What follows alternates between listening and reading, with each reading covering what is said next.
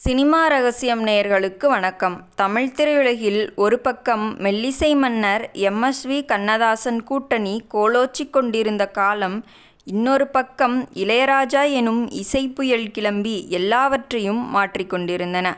இந்த இரண்டு துருவங்களும் இணைந்தால் எப்படி இருக்கும்? அப்படி ஒரு அபூர்வமான சந்திப்புதான் இயக்குனர் பாரதிராஜாவின் புதிய வார்ப்புகள் திரைப்படத்தில் நடந்தது. 1979 வெளியான புதிய வார்ப்புகள் படத்தில் இளையராஜா கண்ணதாசன் கூட்டணி எப்படி அமைந்தது, அந்த பாடல்கள் உருவான போது நடந்த சுவாரஸ்யமான சம்பவங்கள் என்ன என்பதை பற்றித்தான் நாம் விரிவாக பார்க்க போகிறோம். இயக்குனர் பாரதிராஜா தனது கிராமத்து மண்வாசனை திரைப்படங்களால் தமிழ் சினிமாவை புரட்டி போட்டு கொண்டிருந்த நேரம். புதிய வார்ப்புகள் படத்தில் பாக்யராஜ் மற்றும் ரதி நடித்திருந்தனர்.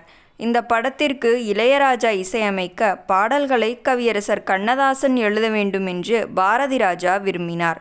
அந்த சமயத்தில் இளையராஜா மிகவும் பிஸியாக இருந்தார்.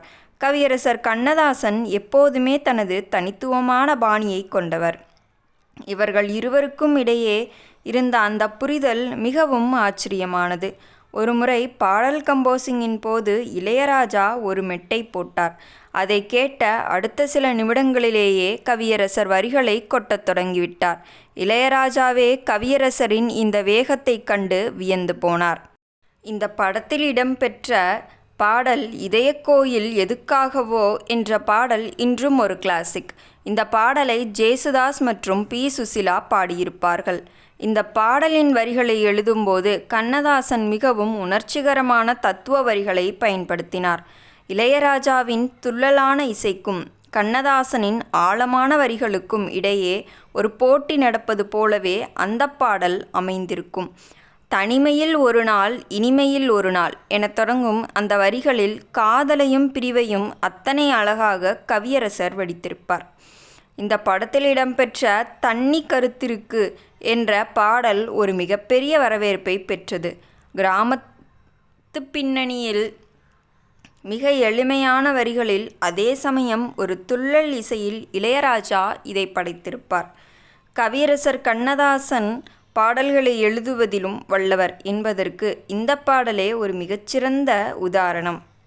பாரதிராஜாவின் மேக்கிங், இளையராஜாவின் இசை, கண்ணதாசனின் வரிகள் என மூன்றும் இணைந்த ஒரு மாயாஜாலமாக பேசப்படுகிறது.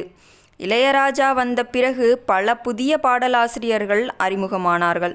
ஆனாலும் கவியரசரின் அந்த சின்னஞ்சிறு வயதில் போன்ற பாடல்கள் இன்றும் இளையராஜாவின் இசையில் தனித்து தெரிகின்றன. கண்ணதாசன் இளையராஜா கூட்டணியில் வந்த மிக குறைவான படங்களில் புதிய வார்ப்புகள் மிகவும் முக்கியமானது. கவியரசரின் முதிர்ச்சியான வரிகளை இளையராஜா தனது புதிய இசைபாணியில் இன்னும் மெருகேற்றினார்.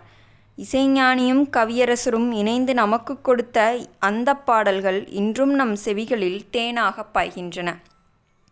இந்த வீடியோ உங்களுக்கு பிடித்திருந்தால் வீடியோவிற்கு ஒரு லைக் கொடுத்துவிட்டு சினிமா ரகசியம் சேனலை சப்ஸ்கிரைப் செய்து கொள்ளுங்கள். மீண்டும் நாளை சந்திக்கிறேன். நன்றி, வணக்கம்.